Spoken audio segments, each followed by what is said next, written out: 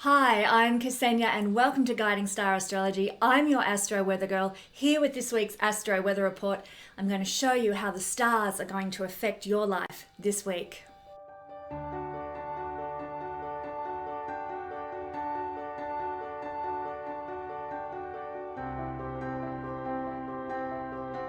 In my videos, I use both Vedic and traditional Western techniques with tropical astrology, not sidereal astrology.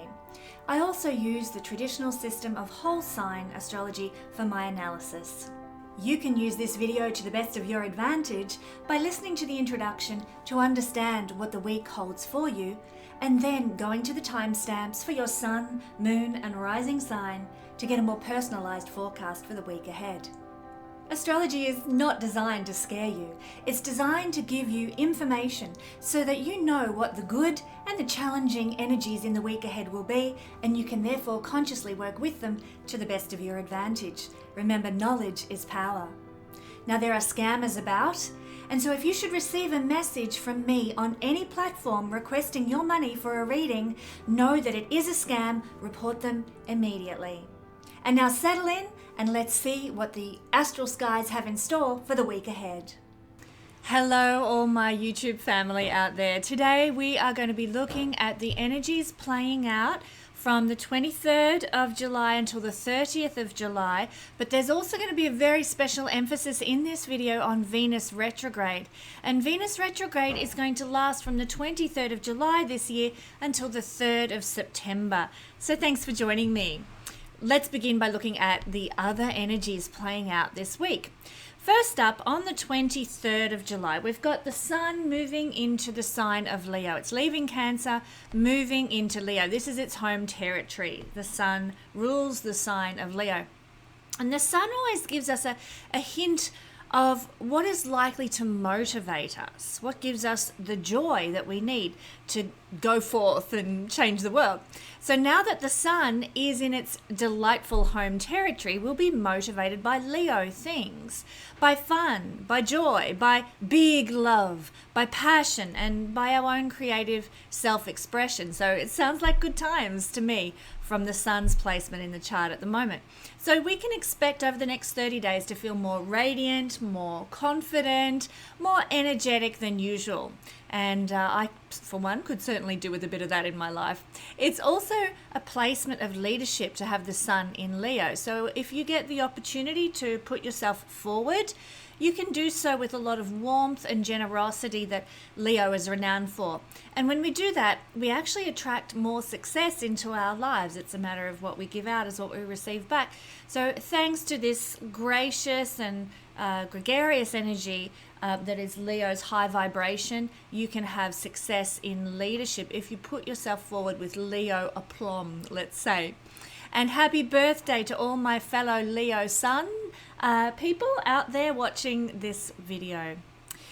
The 24th of July is when we're going to be having a Mercury square to Uranus. So here is Mercury and here is Uranus. And then Uranus is in the fixed sign of Taurus, Mercury fixed sign of Leo. And they're going to be making a 90-degree angle to one another from 22 degrees of these fixed signs. So deep breath and breathe, my friends. This transit can cause nervous reactions like anxiety, worry, tension. So have a plan to navigate the 24th of July well. You might like to do some breath work. You might like to be in nature. Any movement like bike riding or skiing or rowing, even taking a little magnesium. These can be all good strategies for handling this energy, this nervous tension and anxiety, etc. well.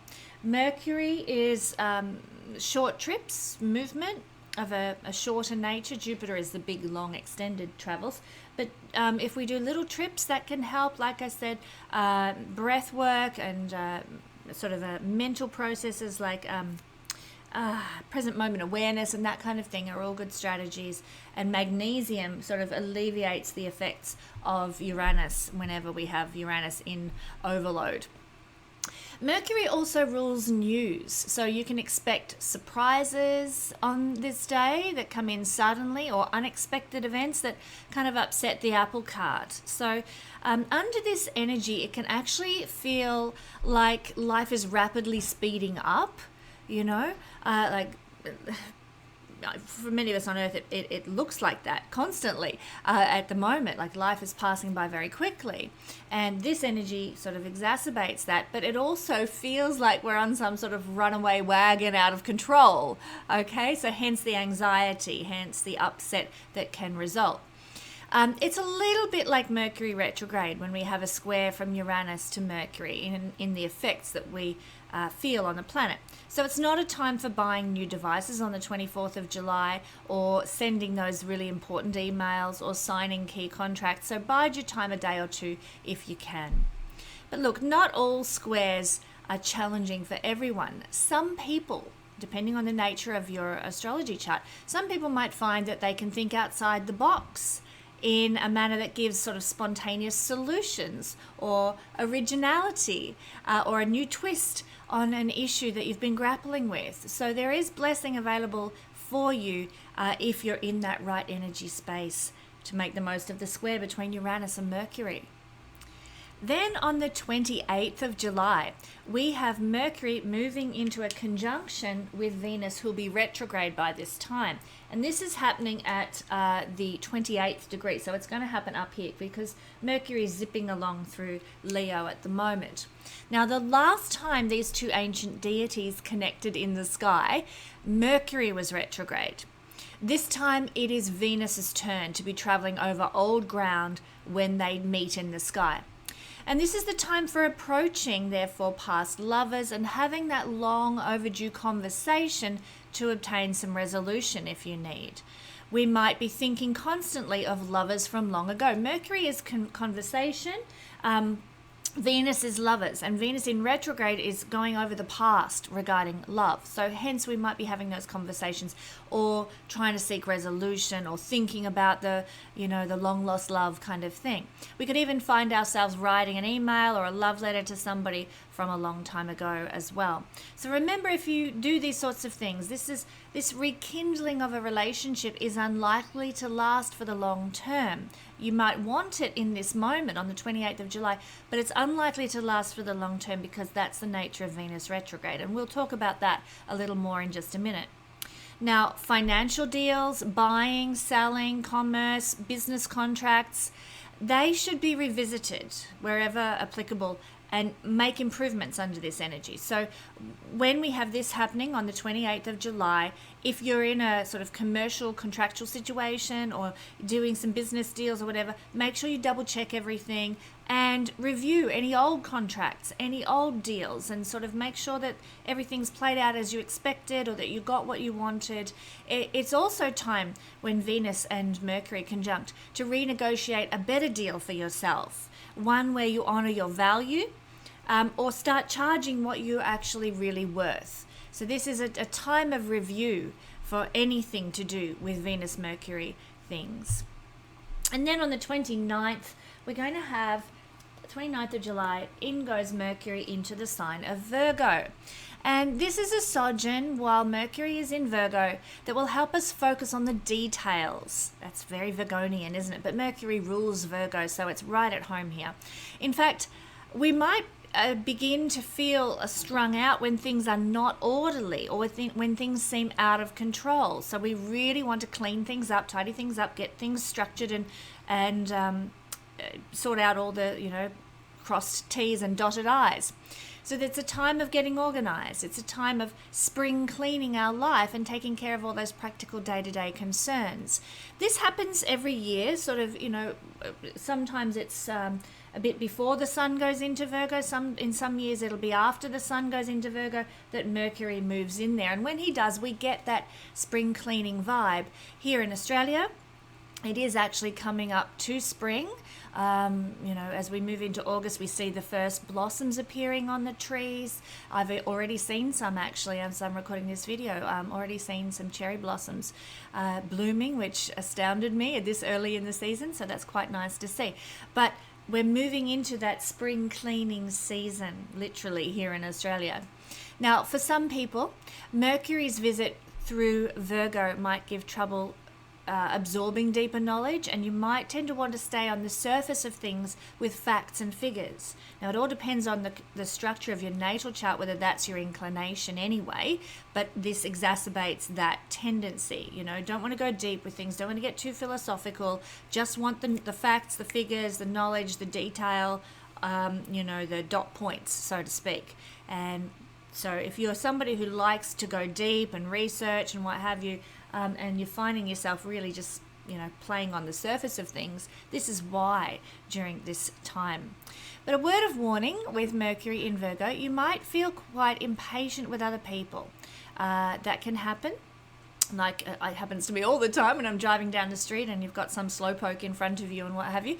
But you might, in conversation, you might be like, oh, hurry up and get to the point. Or, watching TV and you're sick and tired of all the ads interrupting things, if you still watch old commercial television, that is. I don't, but some of you might be getting very impatient with the advertising that keeps popping up. You can also find that under this Mercury in Virgo energy, you might be very resentful of the service that you're giving or the work that you're doing, feeling like I'm always going the extra mile, I'm always cooking breakfast for everyone and no one ever cooks it for me, kind of thing. And then you start to feel resentful of what you're giving all the time. So I would encourage you, with Mercury in Virgo, be upfront about your feelings, because complaining or self-victimization does nobody any favors in life. So learn to be honest and upfront while this transit is happening about how you're feeling. Now we're going to take a look at the big gun, Venus retrograde. Venus is going to be retrograde this year, 2023, from July the 23rd to September the 3rd. And she's going to be retrograding here in the sign of Leo. Venus is the rarest of retrograde cycles. Venus retracing her steps in the sky, she can actually make giving and receiving of love a challenge while she's retrograding. Some people might experience sadness in love now, forewarned.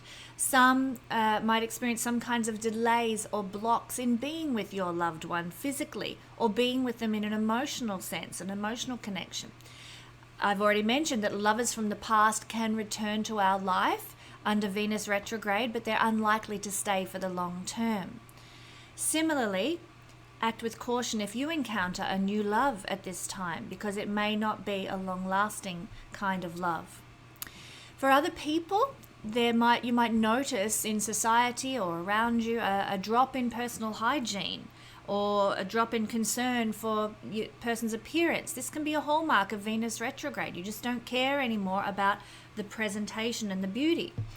And it's a time, I would say, also to absolutely avoid any cosmetic surgeries while Venus is retrograding. Do not go and book in things like Botox and stuff like that. That's just fairly general procedures. Why not? It's okay. But things of a big nature, like boob implants and stuff like that, I wouldn't be getting them under Venus retrograde, no matter what. Venus retro is a time to focus on perfecting these areas of our life, though, love, beauty, also money, particularly also our self-love and our relationship skills. But the change that we bring to these areas of our life, how we value ourselves, how we act in love relationships, our expectations of love, also the way we're handling our finances, and etc., the change will come from inside out.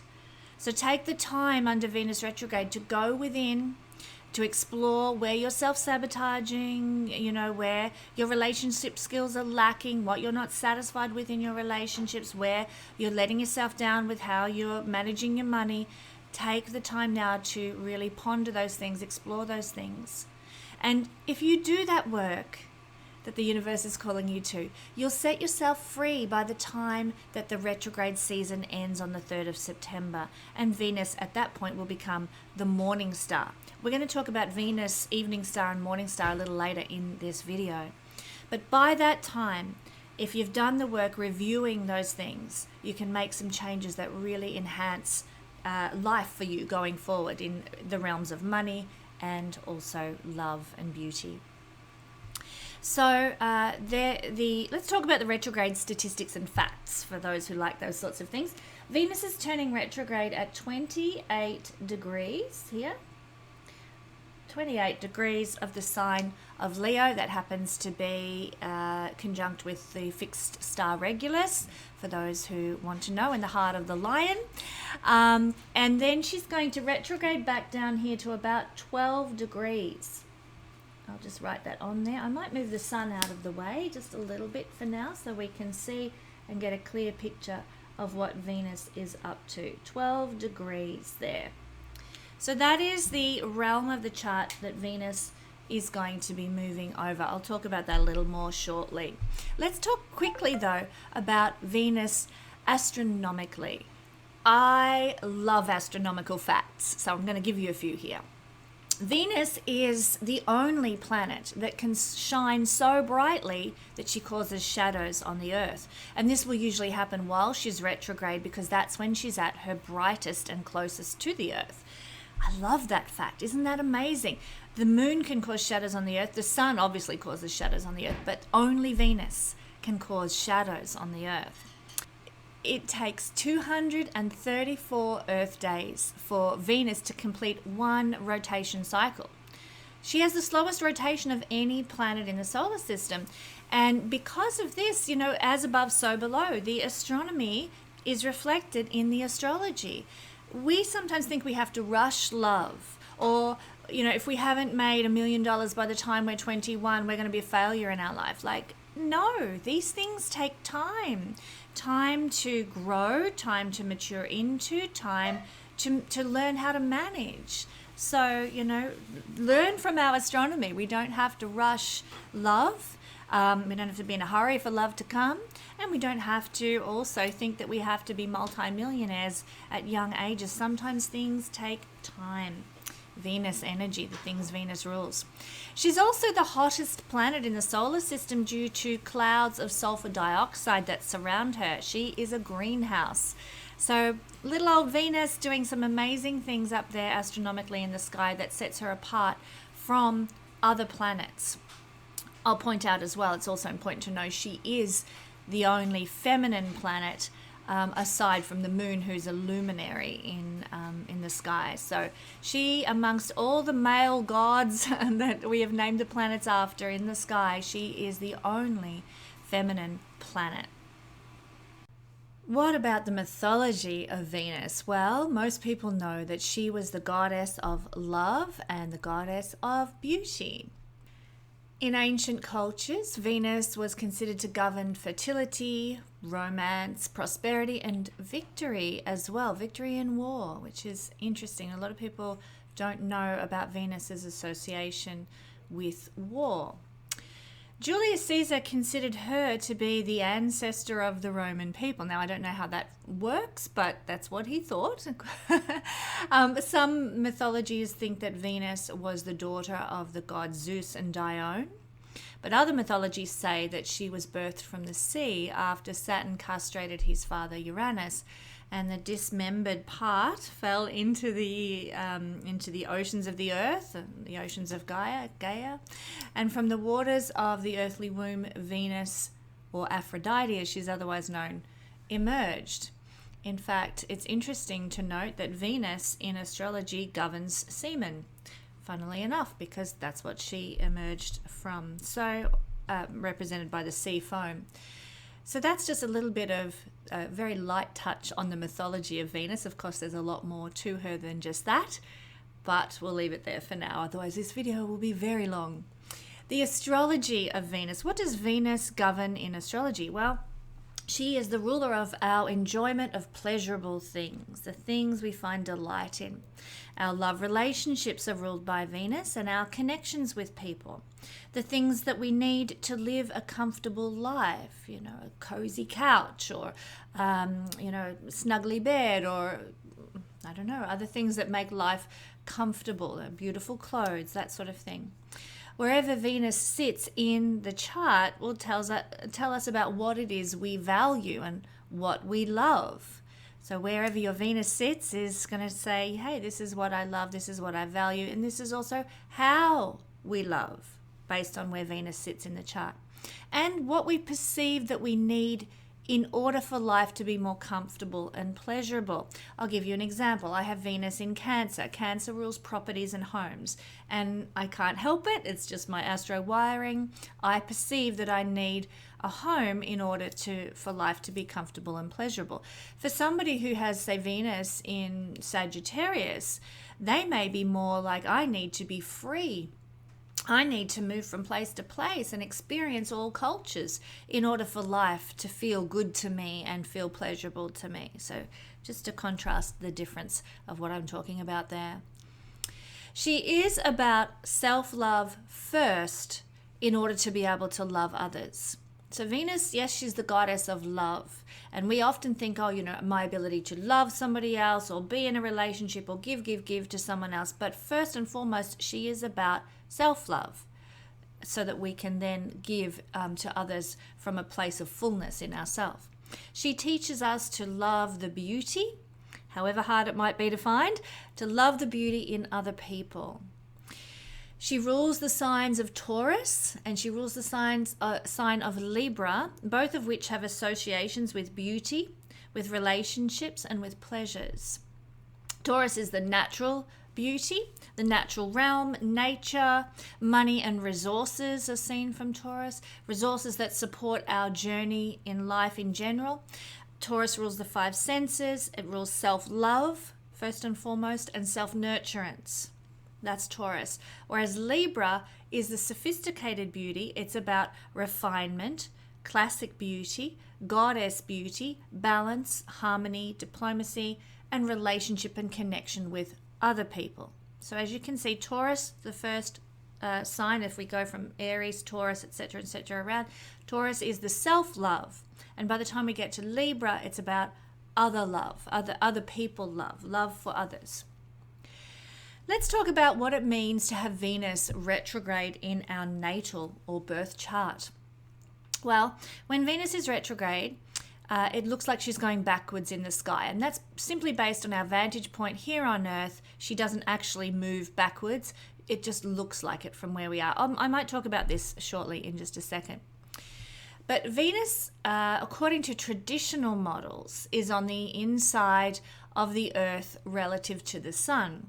So when Venus goes retrograde, she will always have a point where she disappears into the glare of the Sun, while the Earth stands between the planets beyond us when they go retrograde. Let me show you on the astro wheel. So here is the Earth, right here, and represented by my Guiding Star logo. When Venus goes retrograde, she appears to move backwards in the sky, and she will actually meet with the Sun here, and they will cross. The Sun will move on and she will stay in Leo like this as the Sun moves off into Virgo, and then she will go straight and follow along behind the Sun.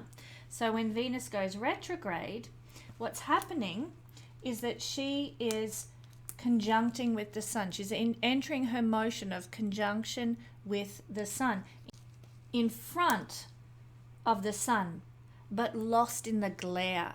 So she's lost in the glare of the Sun. When she's retrograde, she's closer to Earth. Here is the Earth. Here is Venus sitting in between the Sun and the Earth, but lost in the glare. We can't see her. And I'll just compare that for you to other retrograde motions. Currently, we have we've got Neptune in retrograde motion and Saturn in retrograde motion, and that occurs when the Earth is sitting between. Here is the Earth, and sort of when the Sun is moving in this sphere, it is this sphere up to here. We've got these planets retrograding on this side, and the Earth sits between the Sun and the retrograde outer planets. So any planets beyond the Earth's orbit, so Mars, Jupiter, Saturn, Uranus, Neptune, Pluto, will go retrograde with the Earth sitting between the Sun and the retrograde planet. But when Venus goes retrograde, or Mercury for that matter too, the planet goes retrograde between the Earth and the Sun. So I hope I'm not confusing too many people there. I do talk about this in the Royal Stars Academy to a great length. So just giving you a little brief overview there of how retrograde motion works. So retrograde planets, as you can see, are always closer to the Earth than at other times of the year, so their effects are stronger. There is a time when Venus will be combust with the Sun and she will be behind the Sun, and she's lost from our view then as well, but she sits behind the Sun, she's further away. When she's retrograde, she will be in front of the Sun. So it's considered that when a planet is retrograde, its energy and its impact on us, on the Earth, is stronger because that planet's energy or magnetism or whatever it is that we're measuring astrologically is coming to us directly without interference in the rays of the Sun or in the energy of the Sun. We're getting the pure vibe of that planet without it being mingled with Sun energy. Venus, when she's retrograde, is between the Sun and the Earth, as I said, and so therefore her rays are coming straight at us, and so it turns. So that means that the energy is at a higher volume, if you like, or a higher intensity that we're receiving on the planet. Now, when we're born with Venus retrograde in the natal chart, it turns all that Venus represents inward in our lives. It's, in a sense, like when Mercury is retrograde, when Venus is retrograde, when the other planets are retrograde, it can be a bit of overload for we human energy receptors that we are. And so what happens is, how it exhibits in our life is that we internalize this energy more, and it turns all that Venus represents, as I've just said, inwards in our lives. For example, it can result in a feeling of unlovableness, or that it is hard to achieve love, or that we are not beautiful enough. So we have to learn to process inwardly this high level Venus energy, or extra, if you like, Venus energy. So it's often a sense of things rather than an external event that causes us to feel that way. It's our energy sort of in overload mode, feeling like I am not good enough, I'm not lovable, or love doesn't come to me, or so on. So internal affecting our outer life circumstances because we've got an overload of Venus energy in this case. Some people who are very into like the evolutionary astrology and into karmic astrology in the Vedic system as well, do think that it's possibly a karmic effect coming through from past lives. Maybe it's a mindset we developed in a past life, thinking that we're unlovable, thinking that love is hard to find, etc., because of an experience we had in a previous incarnation. So in that sense, it can be seen in karmic astrology that Venus retrograde is a karmic effect, a karmic influence relationally on our life. Venus retrograde in the natal chart can block our capacity to show affection due to fears of rejection from others. And of course, this can make us a late bloomer with relationships. Now, we can take this to a polaric extreme as a defense for feeling unlovable. Maybe we might need way more reassurance than others do in life. You know, we're absolutely gorgeous, but, you know, we constantly need the affirmation that, yes, you're beautiful, and it's wearing for other people to have to keep boosting the confidence of someone else who is, suffering from this retrograde Venus. And so this is an overload of energy and how it operates. But look, this eases, this intensity of Venus energy actually eases after the age of 25. In Vedic astrology, Venus is considered to mature in everybody's life after the age of 25. And that's when we learn to master or manage our Venusian energy better. Wherever Venus sits in your natal chart, whether it's direct or retrograde, after the age of 25 is when we learn to manage Venus energy better, and that includes people with retrograde Venus. So don't worry if you're feeling unlovable, if you're feeling like you need constant reassurance, if you're feeling like love is hard to find. After the age of 25, you can cope better with it and manage it better. You come into your own with Venus energy. It is challenging. It is challenging to have Venus retrograde in your natal chart. So it's a lucky thing that Venus goes retrograde so rarely. And the reason it's challenging is that this is an important component of our life here on earth, being able to experience love, being able to experience connection with others, and to enjoy the pleasure and the delight of life in the body. A retrograde Venus feels like this is held back or blocked or, not experienced to the full. So it's challenging because that's part of what gives beauty to life. And it can make you look for love and affection from very eccentric people. We look for a sense of belonging and acceptance, and we think that it's only with sort of obscure people, odd people, people who are on the fringes of society that we are going to fit in, because we lack that sense of self-love to function in, the mainstream society, for example. So we gravitate to what I guess you might call society's more fringy people or unacceptable people in order to try and feel like we fit in when Venus is retrograde. People with Venus retrograde, they tend to like to go very deep in relationships. And this can be, especially in our youth, can be a bit intimidating when you're just out there to have fun and party on and everything. And here you encounter somebody with Venus retrograde who can't do shallow, can't do, just lighten on the surface. They need intensity in their relationships, more intensity, I should say, than people with a direct motion Venus. There are other signatures in an astrology chart that can cause that as well. This is not the only one. I just want to mention that this is one of them. So, for example, you might, if you've got Venus retrograde, you prefer to be in deep conversation with somebody at a party rather than be the one dancing on the tabletop with a lampshade on your head. So, the sole intent, according to evolutionary astrology, with a retro Venus is to heal a wound that occurred to the soul from a relationship in past lives, as I've already talked about. So, learning to love and honor the self comes first in order to then attract love to you. So you've got to heal that soul wound and then the love can come. And so your success in being able to do this, to heal that soul wound with a retrograde Venus, will determine your success and in relationships in this incarnation. Now, Venus retrograde can make timing in relationships a little bit out of whack as well. Maybe the woman of your dreams lives on the other side of the planet, or parents keep you apart. I bet Romeo and Juliet had retrograde Venus in both of their charts, When our progressed chart, this is a whole sort of deeper level of astrology than just your natal chart, but if we look at our progressed chart, when that progressed chart shows Venus changing direction from retrograde motion to direct motion, that's when we heal. That's when we come into our own. That's when we make great strides forward in self-love, relationships, prosperity, and the ability to live with a sense of delight and wonder and joy. We begin to express Venus qualities outwardly with ease then. The karmic wound is healed. So if you've got a retrograde Venus and you're wondering, is it always going to be like this? Check out your progress chart. See when that retrograde Venus turns direct. And then when it turns direct, we have a greater ease with expressing Venus themes in our life outwardly and receiving them outwardly rather than the intensity that's all internalized.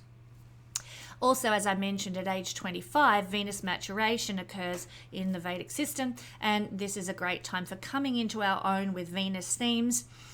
In fact, it is advised in Vedic astrology for everybody, not just Venus retrograde people, but for everybody not to marry until after Venus matures at age 25, because up until that point, you don't know what it is you really want in love and what love really feels like to you, or what, you can get lost in lust instead of lost in the beauty of connection and union with somebody else that is a committed partnership. So they do advise in the Vedic system to hold off until after the age of 25 when Venus matures. Let's talk a little bit about this Venus retrograde and the statistics around it, or the details rather around it. So Venus went into shadow period on the 19th of June, and this occurred at 12 degrees of Leo. I'm going to show you on the board. So 19th of June, along comes Venus, doodle-doodle-doodle-doo, and hits 12 degrees of Leo. She keeps going forward, okay? But she's in what we call the shadow period. And this is when Venus themes that are going to come out during the retrograde motion might start to show their heads. We might start to interact with certain people or have certain experiences that are really going to manifest strongly when Venus goes retrograde. So this is occurring from the 19th of June. Think about it. What's been going on in your life since the 19th of June? Pertaining to Venus things, relationships, money, and pleasure. She keeps on going direct, boom, boom, boom, boom, boom, until the 23rd of July, happening this week, when she hits 28 degrees, conjunct with the fixed star Regulus, one of the watchers of ancient Persian, the ancient Persian royal star system. And she hits Regulus, she hits 28 degrees of Leo, and then she starts to reverse in the sky from our vantage point on the Earth. She starts to move backwards, boom, boom, boom, boom, boom. She keeps going backwards, backwards, backwards, backwards, back to this 12-degree mark.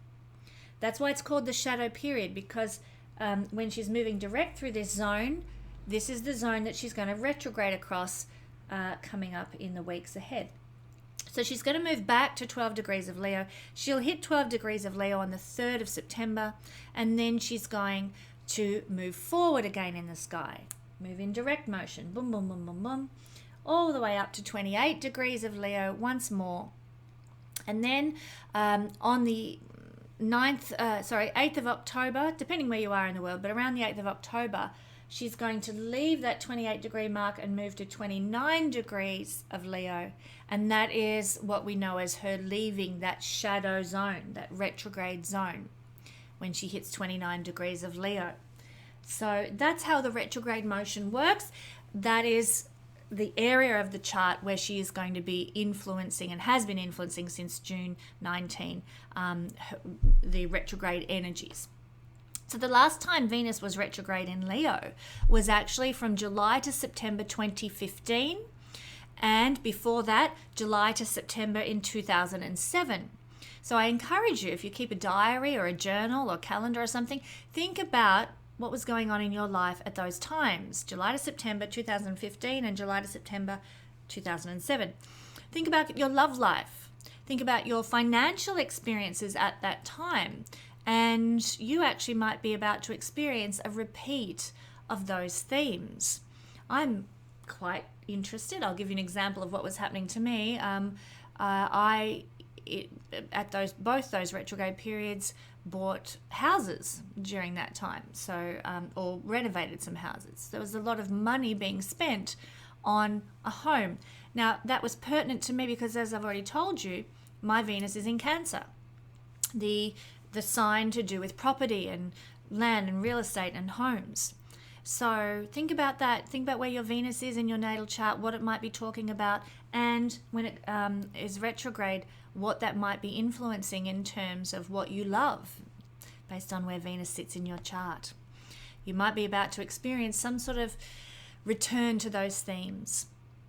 Now, if you have your natal Venus in your natal chart sitting between 12 degrees and 28 degrees of Leo, you're going to be having what's called your Venus return. In fact, there'll be 3 Venus returns during this particular period of the year. You will have had one Venus return when Venus moved across your natal Venus position from the 19th of June until now, the 23rd of July, when Venus is going to go retrograde. You already had one. There's 2 more to go. And so as Venus goes retrograde, she'll cross your natal Venus path again, or point again, and then when she goes direct once more, she will cross it for the 3rd and final time. We get a Venus return. Everybody has a Venus return annually, and it always gives clues to our love and financial life for the year ahead when it occurs. So it's a good thing to note, what were you doing and how did you celebrate and how much pleasure did you experience on the day that you had your Venus return. It's actually a great idea to orchestrate some sort of luxurious experience or indulgence or pleasure at the time of your Venus return in order to welcome in the energy that you would like to experience in the year ahead. Make the most of your Venus return. Work with the energies. You are setting the tone for pleasure and delight for the year ahead at the return of Venus to its natal position every year. So it's particularly important for people who are having this Venus return during the retrograde phase, it's particularly important that you schedule these pleasures, schedule these delights, and celebrate your Venus return on the third and final hit, when Venus is moving direct across your natal Venus placement. Now, you're going to need to know where your natal Venus falls in order to organize this, of course. And if you're not familiar with reading your own chart, you can do my $35 How to Read Your Own Chart course to learn how to understand where Venus is in your chart. And once you know that, you can use some of the free astrological software online to calculate the exact date and time of your Venus return for the year ahead. So if you would like to know how to find your Venus in your chart and you don't know how to, come do my $35 course at the Learn Astrology page at guidingstar.astrology.com. So what can we expect in a Venus retrograde season? Well, or how should we act? I should perhaps phrase this. Don't start any new love or any new romances, because they don't tend to last. Now, if you're just out to have a good time and you don't really care if a love lasts or not, then have fun, enjoy the Venus energy. But if you're somebody who wants a serious commitment or a long-term relationship, then establishing something under Venus retro energy will probably disappoint you. You might find that there might be some lovers from your past that come back into your lives. But once again, those reconnections and rekindling might be unlikely to last as well.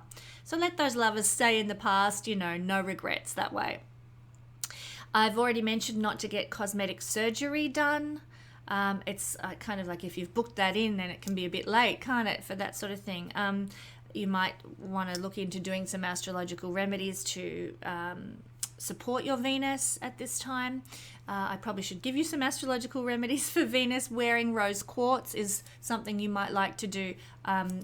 Probably the best thing you can do, according to the Vedic remedies system, when you're having your cosmetic surgery. So support your Venus as best you can. Also, sweet foods are Venus, so you might like to eat lots of fruits or drink fruit drinks or something like that as you prepare to go into surgery, if you've already got some cosmetic surgery booked. But if you can avoid it, don't get cosmetic surgery under Venus retrograde. Don't get any beauty treatments or haircuts if you can avoid it under Venus retrograde, because often we're disappointed with the results. Just like a love doesn't last, the liking for our haircut won't last. It will end.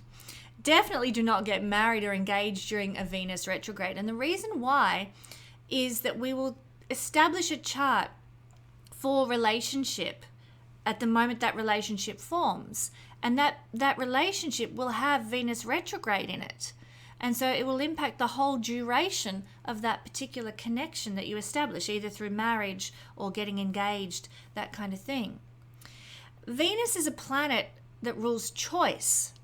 And if we make a choice or a decision on Venus topics while Venus is retrograde, we ultimately end up regretting our decisions when Venus moves direct and out of the shadow zone.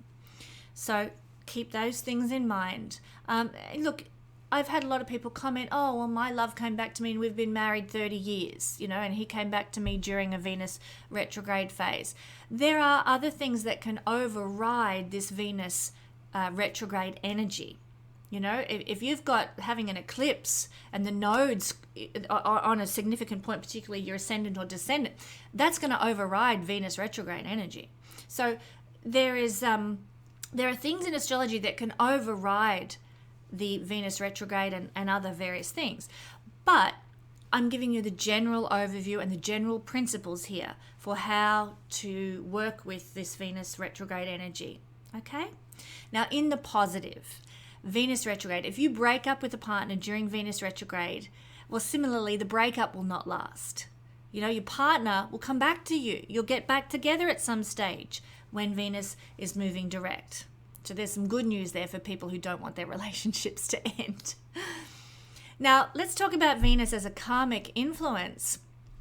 I want to point this out. One of my very dear and precious Patreon family members, Amber Williams. Hello, Amber, out there. She recently pointed out to us on a Patreon thread that the last new moon that we had, which occurred in Cancer on the 18th of July, exactly squared the point of the recent change of the Venus star point. This is a whole theory in astrology known as the Venus star point. Fascinating theory. And the recent new moon, as I said, squared that Venus star point. So just to briefly explain it, Venus has been having her retrograde motion in Scorpio for about 100 years, and recently she moved into having her star point, which causes the retrograde motions, in the sign of Libra at 29 degrees of Libra. So I'll just put a little mark there.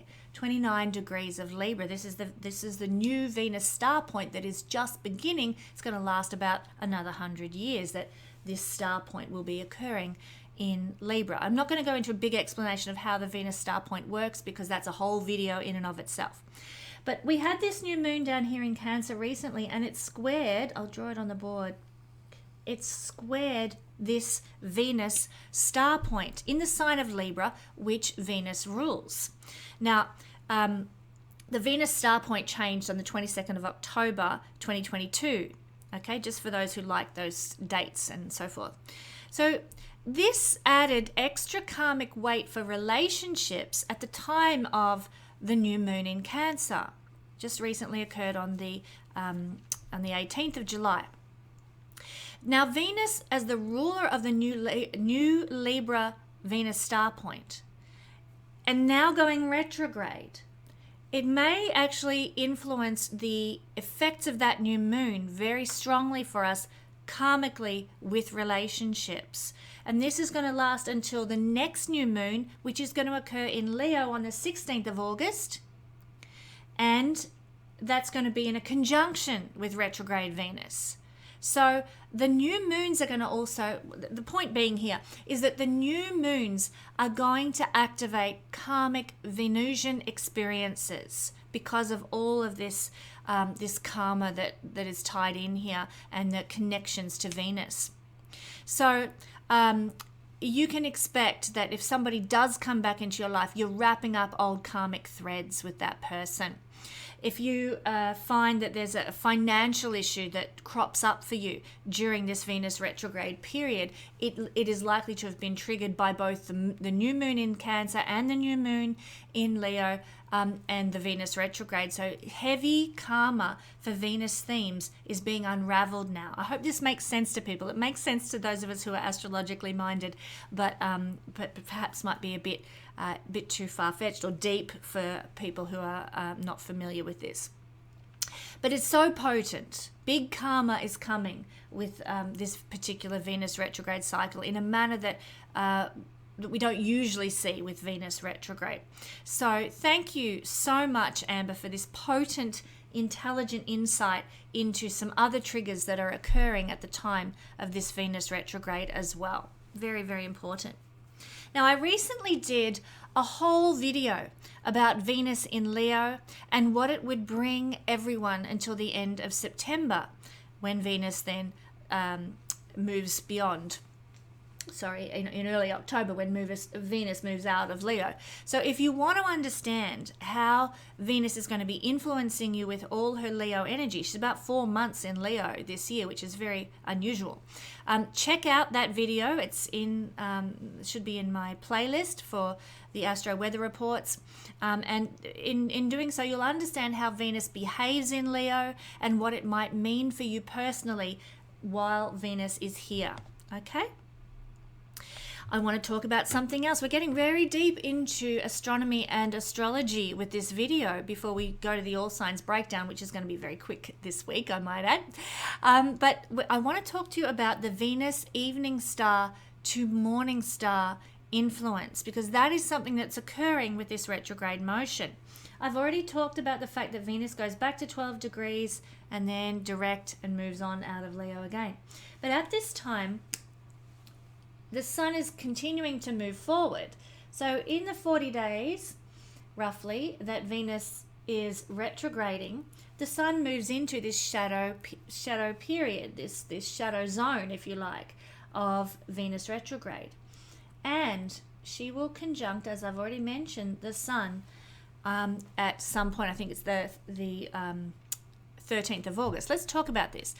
Venus will become combust during its retrograde phase. This happens every retrograde, so it's not unusual. But Venus goes combust, which means she becomes invisible. We cannot see her in the sky anymore. Currently, if you look out at the evening sky, you will see Venus blazing away in the west. But once she moves to within 10 degrees of the sun, she becomes invisible. And as astrologically, when planets become invisible, it's considered that their influence disappears from our lives here on Earth. We lose the energy of love. We lose the energy of beauty and delight and pleasure when Venus is in hiding. Lord knows we need Venus energy now on the planet, so this could be quite a trying time while Venus is invisible. I'll give you the dates for this in just a second. I would encourage you, if you're a woman watching this, be more careful, because Venus rules women, especially young women. Be more careful of predators and adversary sort of influences that come maybe from leaders or celebrities or people with regal positions, as is the nature of the sign of Leo. There can be more trying and difficulties, trying times and difficulties for women from such people when Venus is invisible. And this is particularly going to be felt from the 3rd of August to the 23rd of August. These are the dates when Venus will be invisible, depending on where you live on the planet. It can vary a little, but they're the dates that we roughly around. Now, on the 13th of August, Venus is going to move from combustion, meaning she's lost in the glare of the sun, to something we call cazimi. Cazimi means for a god or a planet, in this case, to be in the heart of the sun. So, the goddess Venus is coming before the god Apollo, the sun. And it's considered, when they have this exact conjunction, while Venus is in between the sun and the earth, that's cazimi. It's powerful. It's a powerful day where Venus is presenting her requests to Apollo, the sun god. So presenting requests of love, or Venus-based things, love, money, pleasure, delight, etc., to the sun god. So remember, she's retrograde at this time. Be wise with what you wish for, so you don't regret things down the track. So that's a powerful day. On the 13th of August, present your requests to the divine.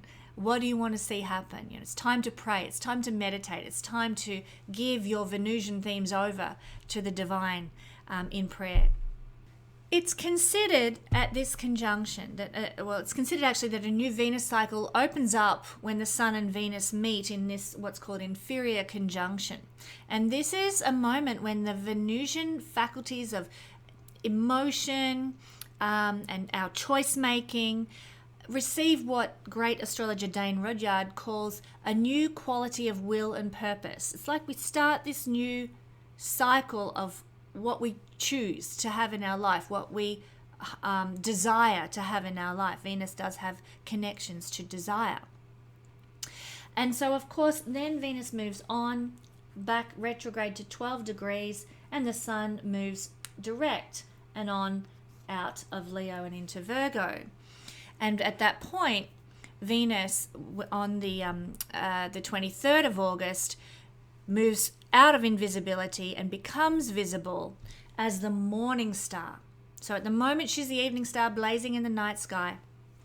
As they separate away after this inferior conjunction, she will eventually on the 23rd of August become the evening star. The morning star, going from evening star to morning star with this retrograde motion. I love the mythology of this process of Venus moving from evening to morning star. Lucifer, and you've heard me talk about this many times before, but it's my favorite mythology, so I'm going to talk about it again. Bear with me. Lucifer is known as the light bringer. Lucifer, morning star, brings the light, known as the herald of the dawn. Why? Because Venus, Lucifer, is the morning star, letting everybody know I'm bright in the eastern sky. The sun's about to come up. The sun is coming. I'm heralding the dawn of a new day. Lucifer, morning star. When we have Venus as the evening star, she's referred to as Hesperus, the evening star. Now, let's talk a little bit about this mythology. Lucifer, according to some sources, was the son of the gods Aurora, the dawn, and now I got to say this right, Cephalus, which sounds like some venereal disease, unfortunately, but I'll spell it for you, Sephilis. So forgive me if that sounds a little bit rank. They were known as the heralds of the dawn. Lucifer was known as the herald of the dawn, born from Aurora and Cephalus. So this year, Venus is disappearing from the sky as Hesperus, the evening star, and then re-emerging as Lucifer, morning star, which also has associations the name Phosphorus or Prometheus as well. So the mythology of Prometheus is corresponding to Lucifer. Now, sometimes the reverse happens in some years, and the reverse happens where she disappears from being the morning star and re-emerges as the evening star. When that happens, when we have that happen, it's not happening this year, it'll happen next year, when Venus disappears as the morning star and re-emerges as the evening star. This is correlating to the biblical narrative or biblical mythology describing Lucifer, morning star, falling from grace. And there's a passage in Isaiah that talks about that, falling from the highest point, falling from grace. Christianity picked up on this mythology, and this is where we get the demonization of Lucifer energy. But the sun is a representation of our ego, okay? It's the king, theoretically, at the center of the solar system. And when Venus becomes Cazimi as the morning star, not happening this year, that's happening next year, but when she becomes Cazimi as the morning star, it's like Lucifer going before the king or the god, challenging the god's ego, and that's what is described in the biblical mythology, saying, I'm as good as God, and then falling from grace as the morning star, and then becoming the evening star, Hesperus again. So that is the mythology behind that interaction from morning star to evening star and the falling from grace of the Lucifer energy. It's talked about in the Bible. However, what is far less talked about is that Lucifer returns to grace, was forgiven, if you like, and reinstated as the morning star, as the herald of the dawn. Christianity failed to add this into its legends. But if we look at what is going to happen in the sky this July to September, we see that Lucifer energy, morning star energy, is about to return to grace and be reinstated on August the 23rd when Venus becomes visible as the morning star. So Venus is going to be Cazimi with the sun, falling from the Hesperus stage, the evening star position, before the king on August the 13th, forgiven and reinstated to the place of glory as the herald of the dawn. I love this. I have goosebumps as I'm telling you this. This whole story of Lucifer is the most beautiful mythology to me. And it's an example of forgiveness and restoration and love and coming back. It's like rebirthing, if you like. It's about how we can fall from grace because our ego gets in the way sometimes, and how we can be restored and reinstated once more. It's my very favorite of all mythologies. And if you read the stories of Prometheus, who is also, as I've said, a version of Lucifer energy, you can see how much he loves humanity, how much he wants to give to humanity. And I feel when you understand the Promethean stories, your regard for the Lucifer energy actually increases even more. I can't help wondering if Lucifer has been, or Lucifer and the Lucifer story has been demonized during this period of patriarchy because of his association with Venus, the only feminine planet in the sky, if we're not considering the moon, which is a luminary. There's a demonization. And the morning star energy is a version of femininity that is powerful. It's the warrior. It's the Wonder Woman. I'm going to talk about that in just a second. And so, you know, what does the patriarchy not want on the planet? The empowered Wonder Woman, strong feminine energy, complete unto herself. So we're about to actually enter into a new Venus-Lucifer, Venus-Morningstar period through this Venus retrograde phase. And I, for one, can't wait. You know, I actually have Venus Lucifer or Venus Morningstar energy in my natal chart. Do you know what you have? Whether you have Venus Hesperus or Venus Lucifer energy? Check it out. I have done a video about this, I believe, for my Patreon family from recollection that talks about this. But let's have a look. Venus Phosphorus or Venus Lucifer, Venus Promethean Morningstar energy. Now, a great astrological teacher, Michael R. Meyer, says, and I'm going to quote here, people born during the Luciferian or Morningstar half of the Venus cycle will be people who let their feelings lead the way. They tend to feel and emote first and think later, especially if natal Venus is rising before Mercury does in the morning. These Luciferian Venus people are emotionally fresh, spontaneous, they're open to new experiences, they're emotionally resilient. Venus Morningstar people usually recover quickly from emotional or romantic disappointment, while Venus Evening Star people are more likely to scar emotionally and carry deep-seated resentments because their emotional makeup tends to process and replay scenes of disappointment and hurt.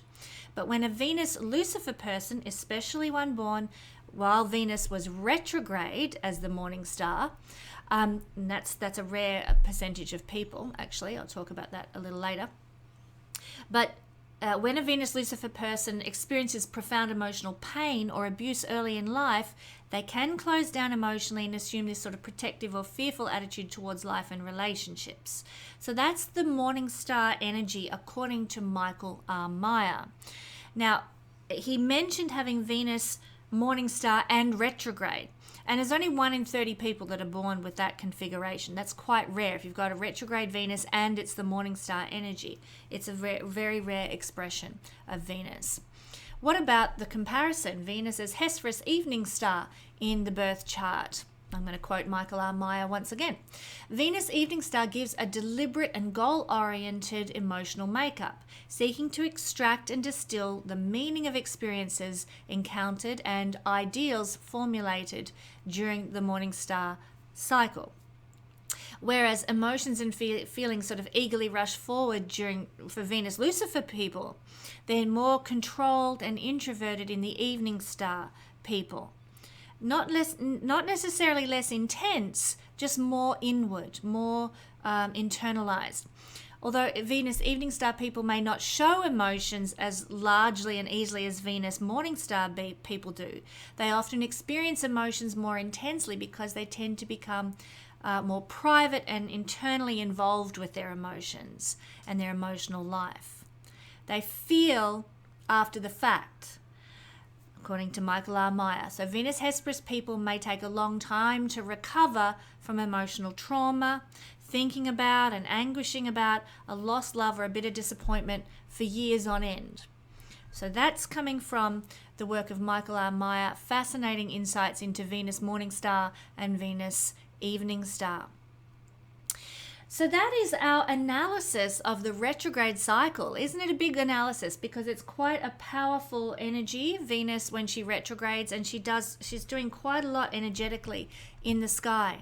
So now it's time for us to do the all signs breakdown. We're going to do a whiz around the horoscope and see how Venus retrograde might be influencing you. If you are a Leo rising person, well, Venus is going to be retrograding in your first house, my friends. So everything I described in the introduction can be very applicable to you. We're talking about a lot of karma with relationships coming back into your life, financial things affecting you perhaps. But in a Leo chart, Venus is ruling the 3rd house, Libra, and also the 10th house, which has to do with career. So this can actually mean that things might slow up a little during this 40-day transit of Venus. I've given you the dates in the intro. The things might slow up a little with a small business or with your ability to learn something or grasp some knowledge. You might find that if you're running a small business that there is a downturn in income. So it doesn't mean no income, but it can mean things slow up a lot with that.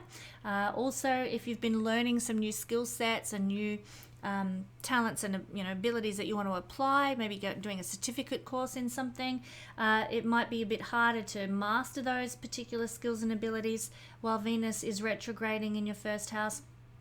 It could also mean that friendships, particularly with women, are a bit more fraught, or you don't feel quite as comfortable any longer with the friendship groups that you've got. But it will pass. Just allow Venus to do its work, just sort of teach you what it needs to teach you about those connections and friendships. And we really use Venus as a retrograde as a time of evaluating, do I want to keep this in my life? Is this friendship bringing me pleasure? Is it bringing me a sense of happiness and comfort and fulfillment? Or shall I let it go? So being that this is occurring in a house that has to do with social connections, that can be on the cards for some Leos.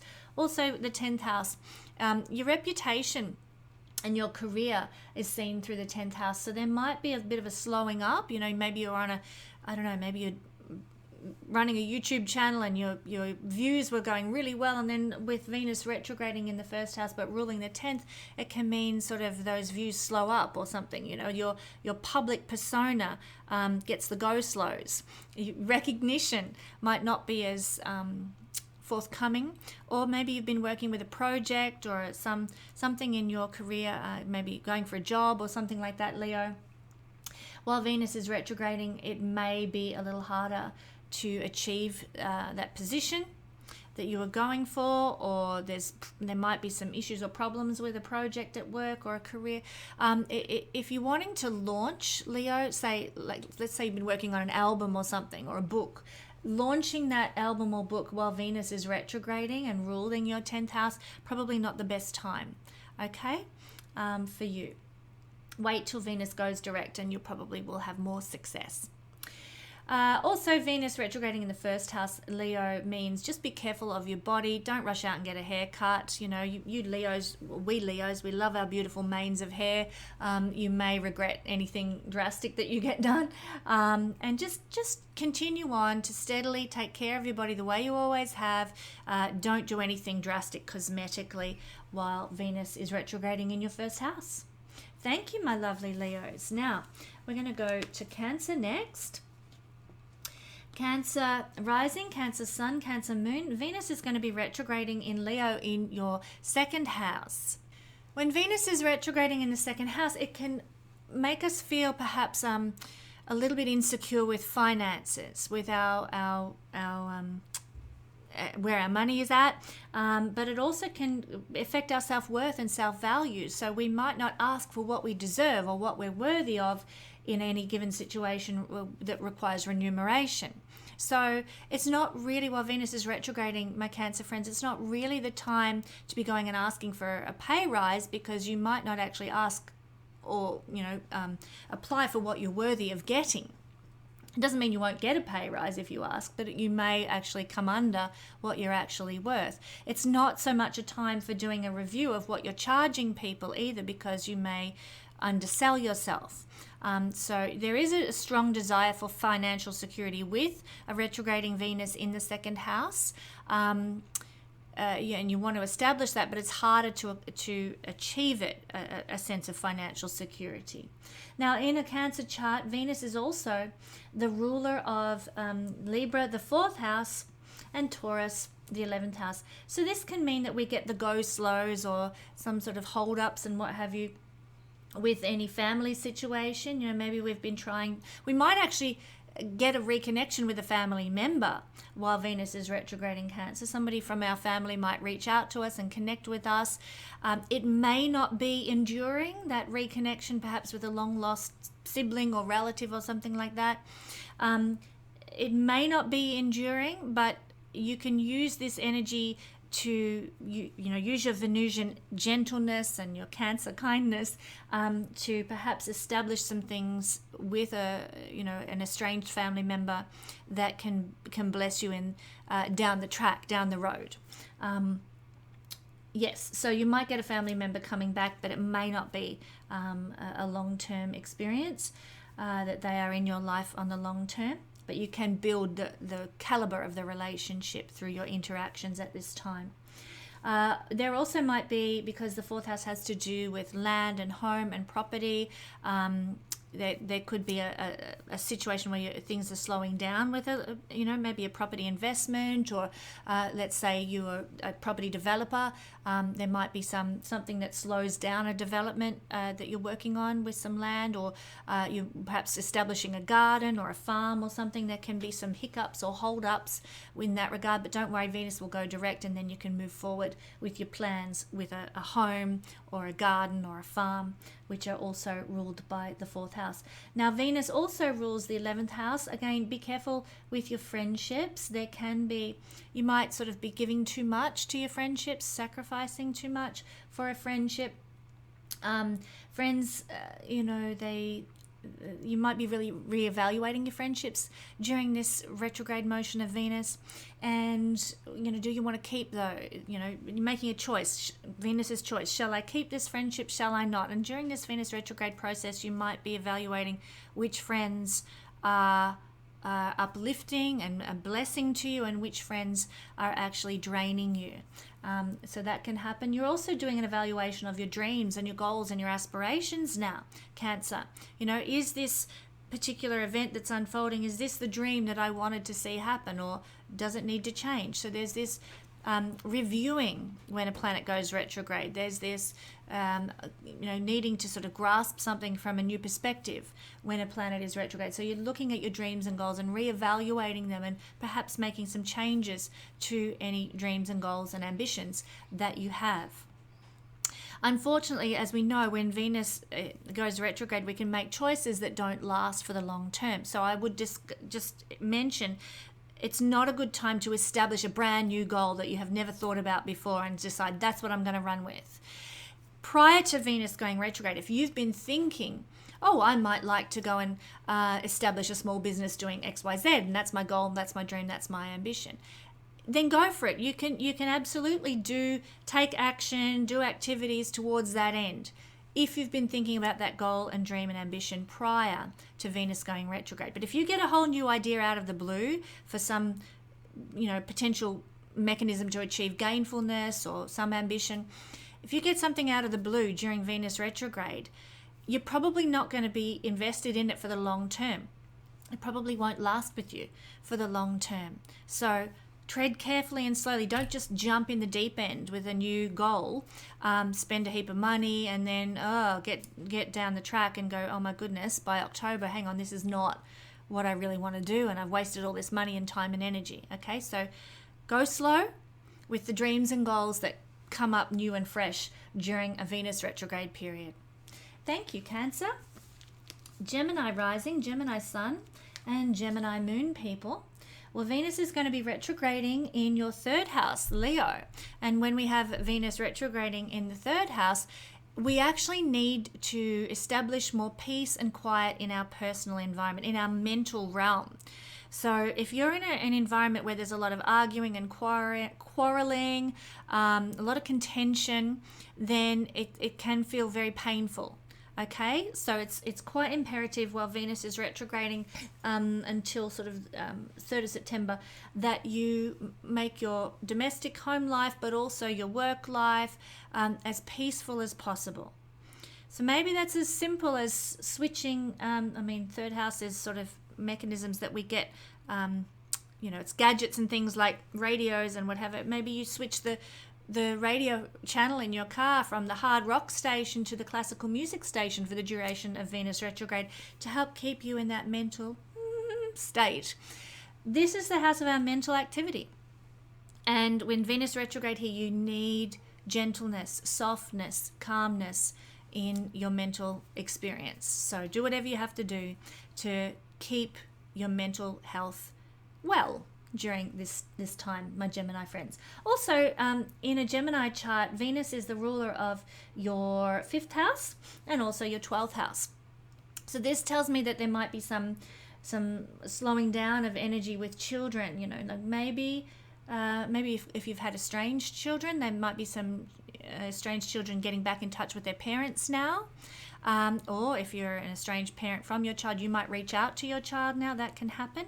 If that does occur while Venus is retrograding, it may not bring the relationship back to a state that's going to last for the long term, but you might be able to reconnect, Gemini, in a way that feels really good at this time. And okay, then, when Venus goes direct, you lose contact again, but you've built something up for the future.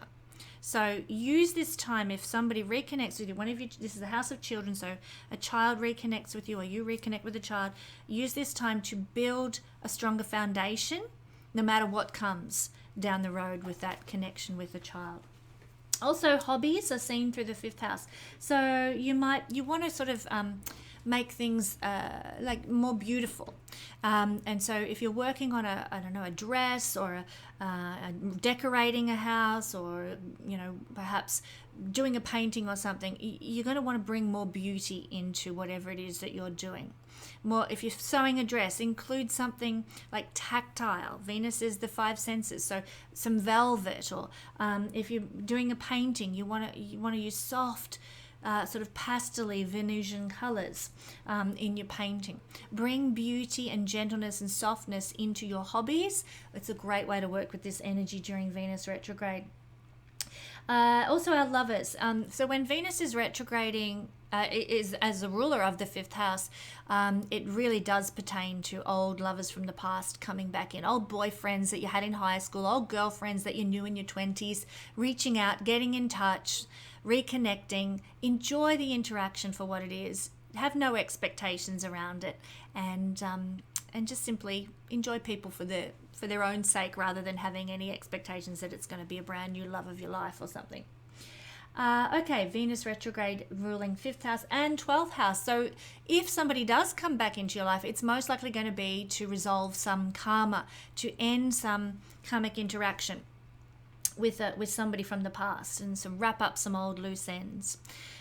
Venus, as the ruler of the 12th house in retrograde motion, can mean that you might be feeling very deeply within you a connection with your ancestors or deceased loved ones, particularly female deceased loved ones might be very present in your awareness. You might be dreaming about them while Venus is retrograde, or they might come with a message for you in your dreams in some manner.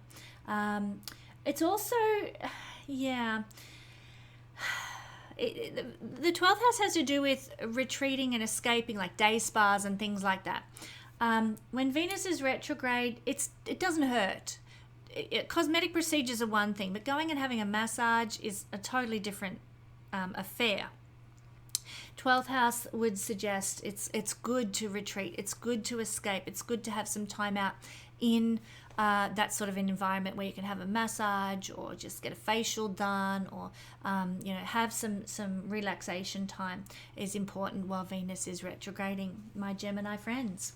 Thank you. All right, Taurus rising, Taurus sun, Taurus moon people. Venus is retrograding for you in, I'll have to hold you still. You like a bit of a walk, Taurus. Venus is retrograding in your 4th house on an angular house. So this is telling us that you need a lot of relaxation and quiet and peace in your domestic environment. You might also be a bit hungry for some reassurance and love from your family during this retrograde time. You could also be entertaining in your home as well, Taurus. So having people over for a drink or something like that, enjoying entertaining. But it's interesting, when we do this while Venus is retrograde, often we're seeking approval when we have people in our homes, rather than for the joy of the entertainment itself. With Venus retrograding in the 4th house, and if we're practicing hospitality, a 4th house thing, it might be because we want people to think well of us, or people to say, oh, you're a wonderful cook, or that kind of thing. So yeah, keep your domestic environment harmonious and pleasurable, and you'll be working well with this Venus retrograde energy. I would also say it's possible that a family member may come back into your life or reconnect with you in some way. Mightn't be for the long term, but when it does, it could feel really uplifting and beneficial in that moment. Also, Venus in a Taurus chart rules the 6th house. So you might be having some sort of enemy showing up on your doorstep. Not literally on your doorstep, but there could be somebody who, somebody who is an adversary in your life that comes back into your life under this energy. There could be an old health problem that shows up, or particularly if it's Venus ruled, maybe it's something to do with your kidneys or something like that. Venus rules the kidneys in its rule of Libra. So you might have an old health issue that shows up and sort of rears its ugly head again for you to deal with. It does that so that you then sort it all out, integrate it, or process it again. Maybe some incident at work could show up, a couple of years ago you had an incident at work with a colleague or something like that, or there was a difficulty that could come back again in some manner during Venus retrograding. It could also mean maybe some issue with money or debt. If you haven't been paying your debts, if you haven't been sort of keeping things above board in that way, it could show up for you during this Venus retrograde period as well. Venus also rules you, Taurus. So once again, we have this message of don't do anything to your body, like, don't go and get any cosmetic surgeries and that sort of thing if you can help it, or make any changes to your wardrobe or your image in any way, because you probably will regret it. So, don't go chucking out your whole dress cupboard to this, Salvation Army or anything, or to the thrift store. Don't do that during Venus retrograde, because then you'll be like, damn it, I wish I still had that cocktail party dress that I threw out. Don't reinvent your image during Venus retrograde, because you will have some regrets there. Instead, maybe bide your time, put some things aside and say to yourself, okay, after October, when Venus is out of the shadow phase, I am going to review what I've put in this pile, and if I don't want it then I'll get rid of it. Okay, put your choices regarding image and presentation to the world to the side and deal with them when Venus is direct and out of shadow phase. Thank you, Taurus. All right, Aries rising, Aries sun, Aries moon people. Venus is retrograding for you in Leo, which is your 5th house. Whoops, let's hold you straight there. So there's likely to be, perhaps for you Aries people, some relationship coming back into your life. Maybe an old boyfriend gets back in touch with you, or an old girlfriend reaches out to you. It could also mean that a child who maybe you haven't talked to reconnects with you, or a lover or a child. Now, if this happens, it's not necessarily going to last unless there are other factors saying in your natal chart that it will be a lasting connection. Most likely, it will just be a temporary thing. So remember, Venus, though, when it's retrograde, has a lot of insecurities. So don't let insecurities from past love relationships come up now, you can let them bubble up to the surface if they do deal with them. We attract the love we think we deserve. So perhaps, work on the self-love during this time, and if somebody comes back into your life, address any issues where there was a lack of self-love with that lover, or maybe with a child as well. Try and sort of encourage and build up their confidence and their self-love if you have a reconnection with a child. This is also the house of our creative accomplishments, and we might have a low self-esteem about our creativity at this time while Venus is retrograding. We've been working on a film or a book or something like that for eons, and it's when Venus retrograde that goes retrograde in the 5th house that we can go, oh, this is rubbish, and throw the book in the fire, and oh, I did such a shit job. And then when Venus goes direct, we're like, damn it, why did I throw out my manuscript? What was I thinking? Why did I can that film I was working on? My God. So don't jump too quickly to condemn your creative work or undervalue your creative work during this time. Remember, it's Venus retrograde. Maybe put the manuscript to the side, or whatever it happens to be, your creative work. Maybe put that film to the side and think, I'm going to review that again when Venus goes direct, and just see how I feel about it then. Okay. Now, in an Aries chart, Venus is also the ruler of the 7th house. So again, we've got double whammy influence here that says there could be a relationship issue about to come up. You might, maybe some relationship karma as well that needs sorting out, maybe a contract even, or a business relationship that needs to be reviewed during this time. You might have an old business partner approach you, wanting to connect again, wanting to establish something. I'd think twice. Wait till Venus goes direct before you commit to any new contract or new business association. Any connection like that. Also, Venus in an Aries chart rules the 2nd house of money. So there might be a need to review your finances, maybe slow down your spending, go a bit more steady on your spending. Don't be throwing the money around everywhere. Review your investments, and certainly when it comes to your own self-worth and self-value, I wouldn't be going and changing any prices. Like, let's say you're in a service industry, maybe you're a chiropractor or something like that, and you've been thinking about reviewing your price schedule. Wait till after Venus goes direct, because we can undervalue our worth when Venus is the ruler of the 2nd house in retrograde motion. So wait till Venus goes direct and then review your price structure, how the money that you're earning or the ways that you're earning money, and then make any changes that are necessary. Okay, thank you, Aries. Pisces rising, Pisces sun, Pisces moon, people. Venus is retrograding in your 6th house. So this says that, this is so interesting. You may have a reconnection with some old work situation, or a difficult work colleague comes back into your life. And I'm thinking, me as a Pisces person, I was contacted the other day by an old town planning firm I used to work with, who are putting together an anniversary for their company. Do I want to go back and be part of all of that when it was rather a difficult experience at this particular firm? I was contacted, do you want to come to the 50th anniversary celebrations? So this is the kind of thing we're talking about. It's not necessarily a celebratory energy, although in Leo it can be. But you will be contacted by an old workplace maybe, or an old work colleague. An old health issue might come to the fore. But any connections made, if I was to go to this anniversary dinner, I don't think anything would come of it in the long term. And probably just caused me a lot of pain, to be honest. That sort of thing. Like whatever reconnections are made, whatever old health issue comes to the fore, it's not going to last. So if you end up having like a sore back or something like that during Venus retrograde, it's not going to be forever. It's not going to last with Venus retrograding in the 6th house. So that's a blessing. If an old enemy comes back into your life, they're not going to be around forever either. It's only temporary. So whatever comes back into your life that has to do with work, health, difficult circumstances, confrontative circumstances, old debts cropping up, they're not going to be around for long. So thumbs up there.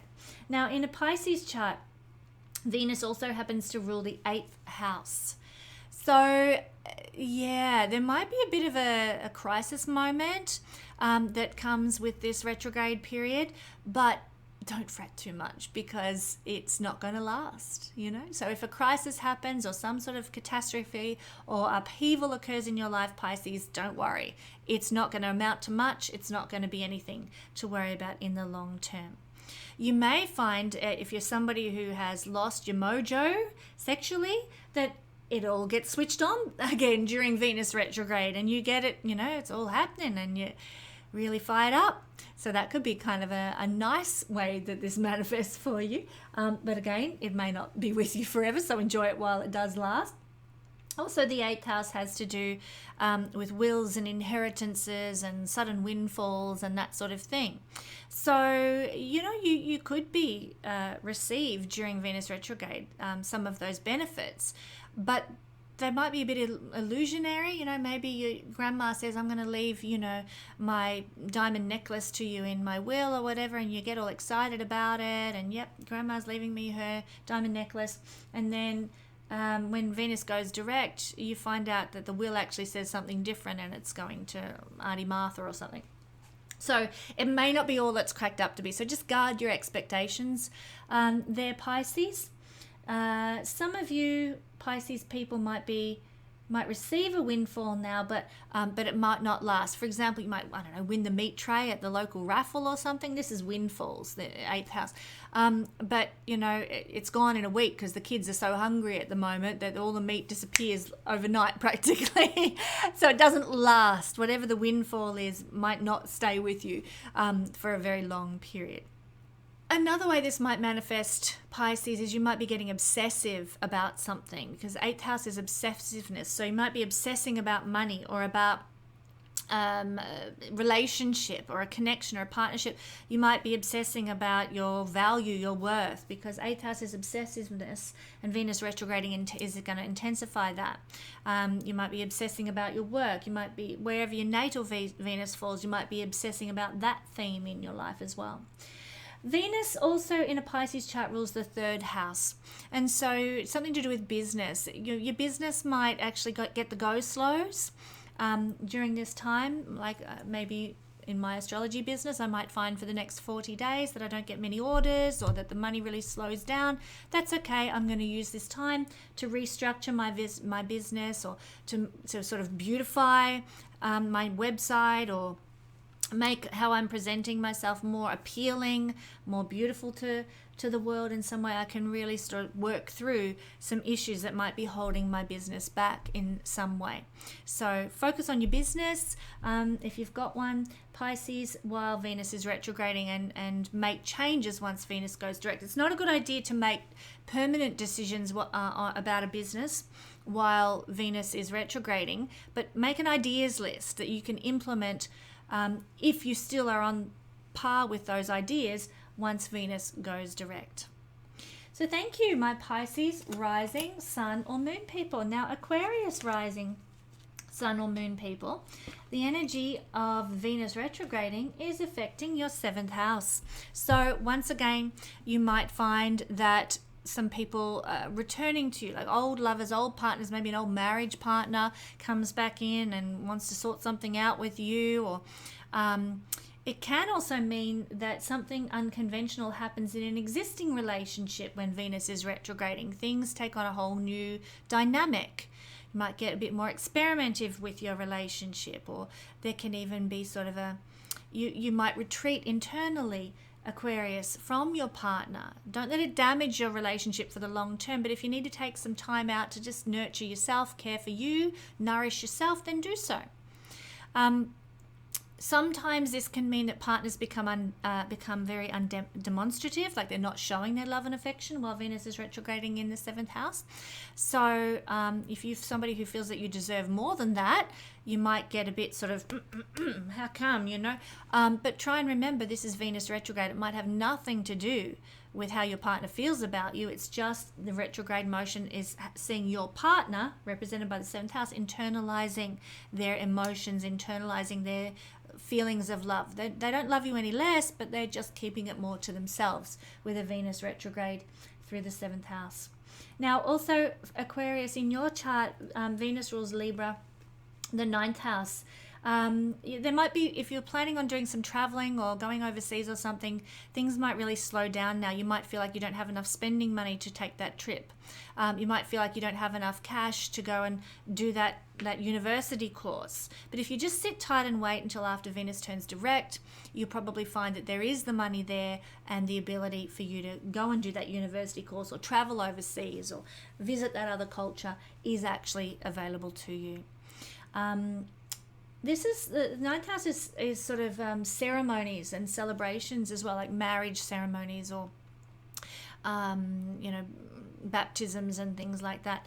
And Venus, when as the ruler of that realm of the chart, going retrograde might mean if there is a ceremony, you might have difficulty attending a ceremony or a celebration or something, or it's harder to get there, or there are obstacles to your being part of some sort of celebration. So that's a Venus retrograde thing. Not much you can do about that. Also, Venus in an Aquarius chart rules Taurus, the 4th house. So you might be facing some choices around a home, maybe how you're going to renovate something or decorate a home. You might be thinking a lot about how where to invest your money in sort of land development or, growing a garden or establishing a farm or something. And I would just encourage you, don't make a choice, don't make a decision until Venus is direct around the 3rd of September. Then you can go ahead and choose, okay, I'm going to paint this wall black, or I'm going to buy that property, because I don't want you to miss out on a property. You've got to decide, okay, this is the property for me, and go for it if you want to go for it. But I'll quantify that by saying, if you've been thinking about purchasing a property or decorating your home or something like that prior to the 23rd of July, or even actually prior to the 19th of June, then this is actually, keep going with it. Put in that offer on the property, paint that wall black. You can keep going. But if you come up with it, if there's a new property or a new decorative style that you want to implement that's come to you after the 19th of June, then I would encourage you to just bide your time until after Venus retrograde is finished on the 3rd of September, and then move ahead with it. Because otherwise you might regret buying that property, or regret painting that wall black, or buying that wallpaper. There can be regrets regarding Venusian things and fourth house things when Venus is retrograding. So they would be my tips, Aquarius. Capricorn rising, Capricorn sun, Capricorn moon people. Well, you're seeing Venus retrograding through your 8th house. Now, Venus in the 8th house can mean that you might be feeling somewhat obsessive, getting just very invested in things, a bit OCD, more so than normal, with this particular retrograde motion of Venus. You might find that you're becoming more demanding or controlling because of Venus retrograding here as well. You might obsess over a relationship, or a sexual problem or a sexual issue might be sort of haunting you or something while Venus is retrograding here. Just know that it's not going to last. It's a temporary transit of Venus through the 8th house. You might also have some issues with maybe some inheritances or windfalls. It's not what you expect. You receive something and then it doesn't turn out to be what you thought it would be through some sort of windfall, or there's a problem with something that you receive from other people. Venus also in a Capricorn chart rules the 10th house, and the 10th house has to do with our public reputation. You might be feeling a bit reticent, a bit shy, a bit sort of reclusive in some way, Capricorn, for the next 40 days while Venus is retrograde, and that's okay. Just be aware of that, that you might just prefer to be keeping to yourself. Also, if you're dealing with work projects, if the projects were established prior to Venus going retrograde, then continue with them as per usual. If they're a new project that, new idea for your career that's come to you during Venus retrograde, I just want you to know that maybe that project either may slow down or not progress at a speed that you're happy with, or you might regret in the long run your decision to pursue that project or that particular job or career. There can be some issues around that once Venus goes direct again. Also, I would mention that Venus is the ruler of your 5th house, which is a lucky house, a blessed house. So that's very nice. But the 5th house is children. The 5th house is also lovers. So there can be a lover that comes back into your life. Maybe you're obsessing about a lover from the past that comes back into your life. Maybe you're obsessing about a lover that you want to get back in touch with from the past. You might be very obsessive about a child, a relationship with a child, Capricorn, and you might want to sort of sort something out with one of your children. There's also, you might notice your children being a bit more shy or reticent. If you're in a love relationship already, you might notice that your lover is a bit more reclusive or keeping to themselves, or not so open and upfront and honest with their emotions and their feelings like usual. And it's only because of Venus retrograde, so I wouldn't worry too greatly. Hobbies are here as well. You want to bring more beauty into your hobbies, into your creative projects with Venus retrograde, but you also might experience a level of dissatisfaction with what you're producing creatively. Don't throw it all out and then regret it later. make sure that you wait until after Venus turns direct before you evaluate whether some creative expression is worth hanging on to or not. Thank you, Capricorn. Sagittarius rising, sun or moon, sees Venus retrograding in the 9th house. This can mean that you might be interacting with a lot of people from social or cultural backgrounds different to your own, but you might not feel comfortable. You might not feel that you fit in, Sagittarius. Like you've got to know some people in a different culture, but the gelling isn't there. I just want to tell you, Sagittarius, don't worry, because after Venus goes direct, that feeling, that energy is going to go away.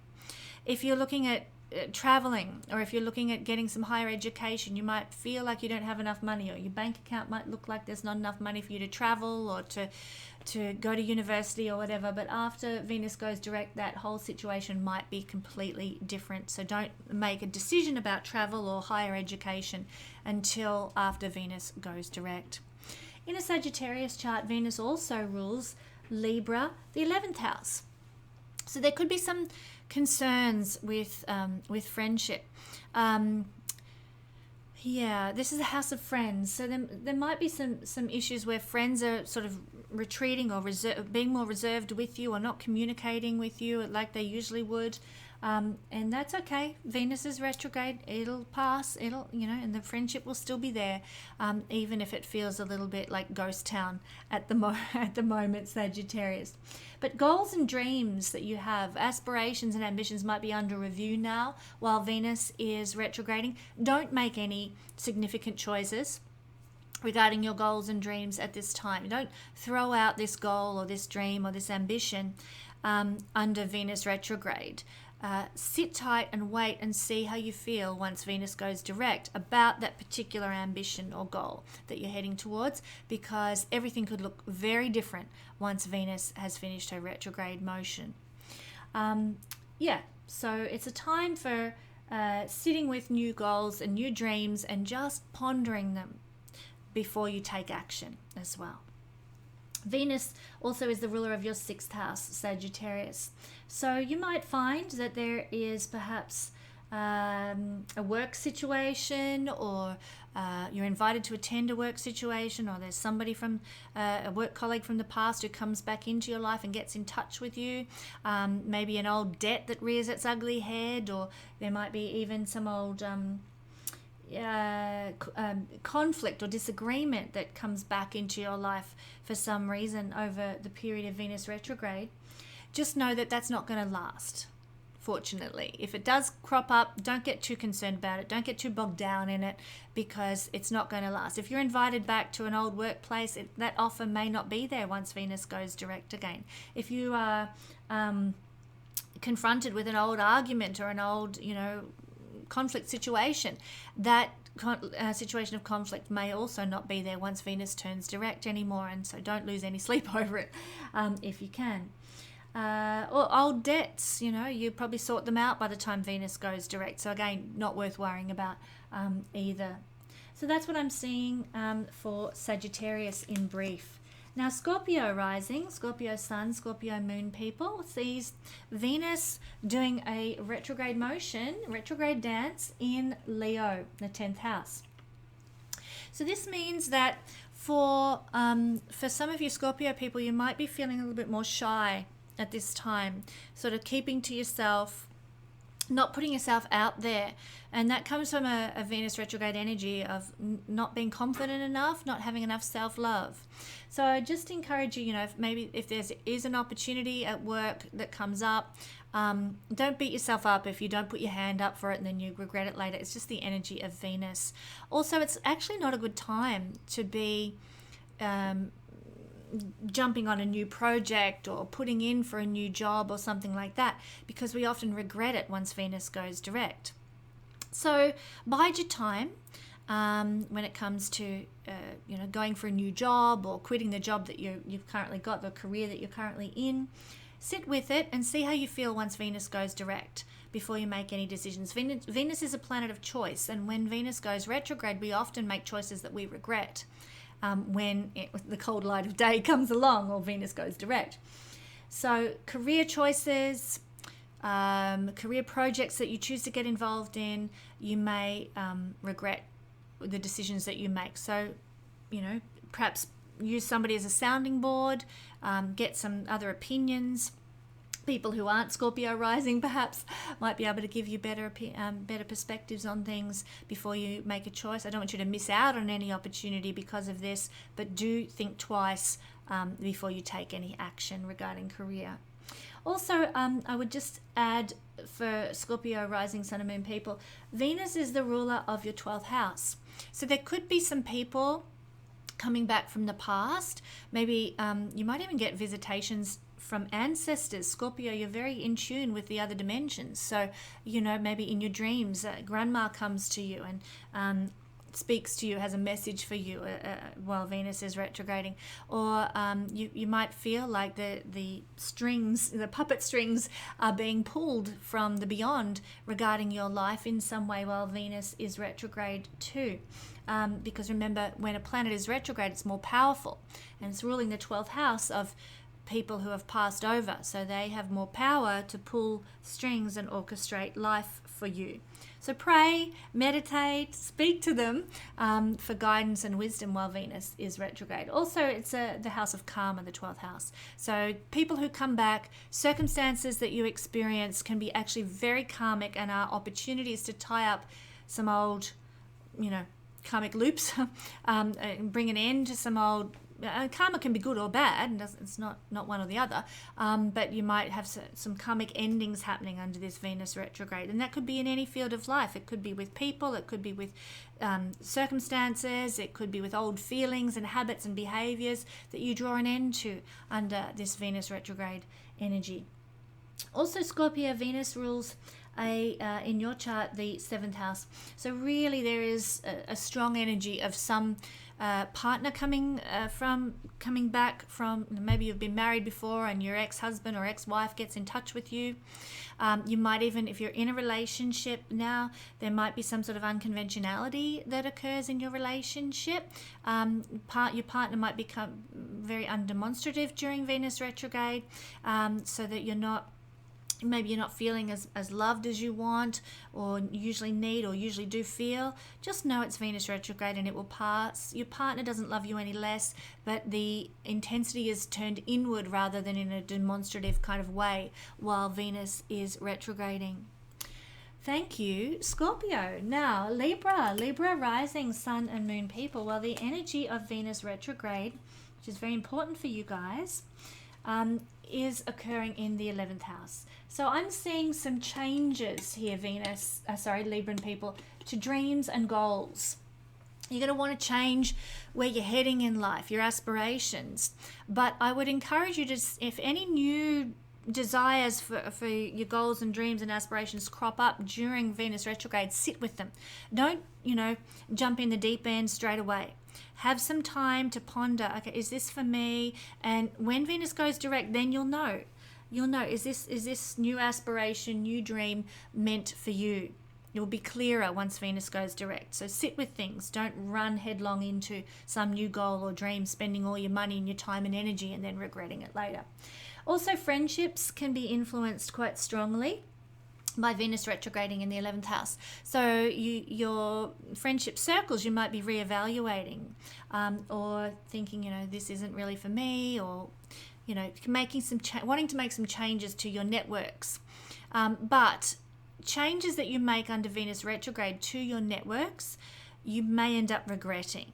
If you're sort of like, I don't want to have anything to do with that group of people anymore, by the time Venus goes direct, you might be like, oh, damn it, why did I say those things? Why did I sort of burn my bridges there? So just bide your time if you're feeling like you need to change circles of friends or networks or your involvement with certain groups and organizations and clubs.